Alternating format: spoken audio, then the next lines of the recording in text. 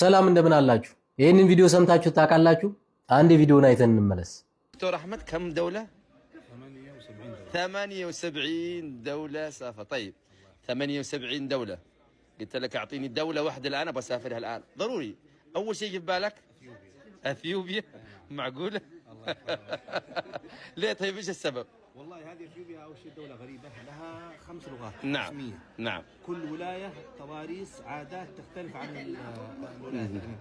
حقيقه اثيوبيا صراحه يعني مختلفه في الثقافات، نعم. في التضاريس، في العادات، في اللغات، فجميله. نروح اثيوبيا على طول. اي والله يعني ابدا باثيوبيا بعدين ان شاء الله. خذ راحتك في مكة. ጠያቂው እንዲህ ብሎ ጠየቀው። እስከዛሬ ስንት ሀገር ጎብኝተህ ታውቃለህ አለው። ሰውየው ደግሞ እስከዛሬ 78 ሀገራትን ዙሬያለሁ አለው። ከዛ ጠያቂው መልሶ እባክህ አሁን ባለሁበት ሁኔታ ልጎበኛት የምችል አንዲት ሀገር እስኪ ንገረኝ አለው።